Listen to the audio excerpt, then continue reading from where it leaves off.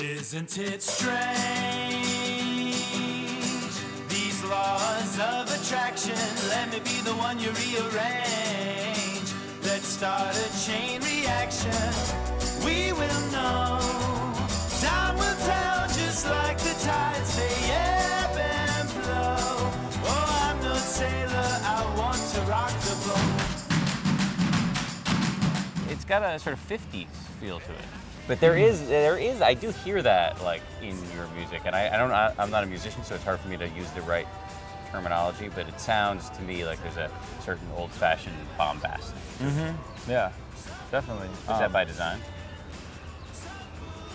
Yes and no. It's just what comes out, but it's not like I decided this project was going to be the nostalgic sort of 50s, 60s music. It's just what's coming out of me for whatever reason.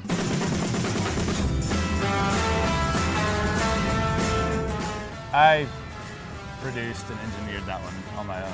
I was working on a little Boss 8-track digital recorder about that big and one microphone, and so I like the way that one sounds too, but it's definitely a different thing. It's a little more lo-fi and rough around the edges.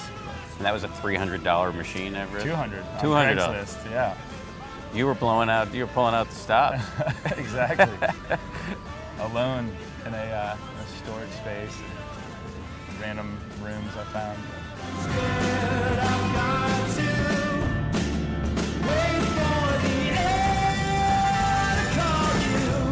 The songs in the first album I've read had to do with a breakup. Try to keep the breakups pretty regular. So that's something to write about. But yeah, I mean, that was a catalyst for the whole record and getting that started. So I feel a little drop of rain. I'm always curious when somebody writes breakup songs, did you play them for the person with whom you broke up? No, I do remember when we were like in the process of, getting my boxes and moving out of the apartment. She was there and she just goes, "That new song kind of sucks," which I thought was great. Did she know what it was? And the breakups it was sort of mutual.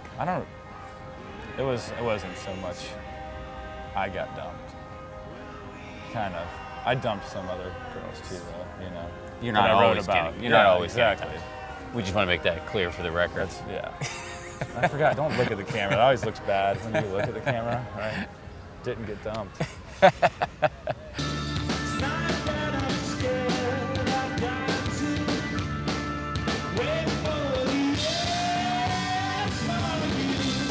I don't think I'm the only guy in a band that's had his heart broken and wrote a song about it.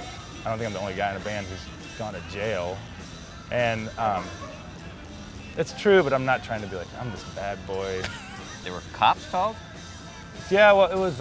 You broke into... It was a couple of different instances.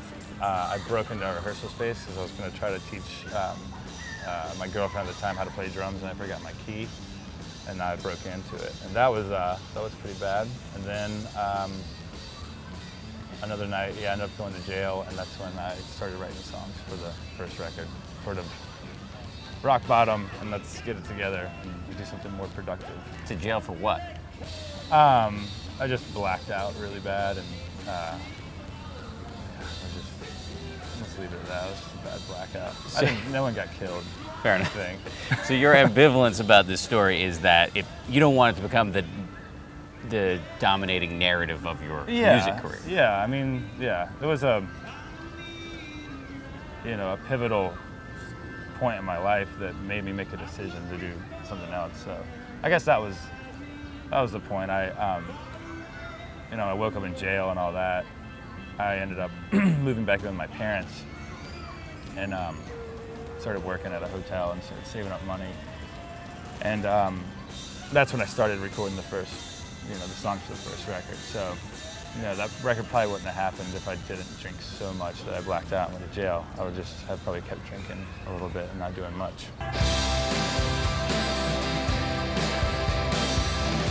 The second one was made with BJ Burton. He is a great friend of mine, and he's actually playing guitar for us now. Was it harder to make an album when you didn't have this sort of, I don't know, biographical impetus? You didn't have this real urge to create that grew out of a concrete life experience? Well, like, a great life experience is like, I would say like the first record came out of bad circumstances. The second record came out of good circumstances. What are you gonna do for your third album? Maybe I'll start drinking again. Keep it going.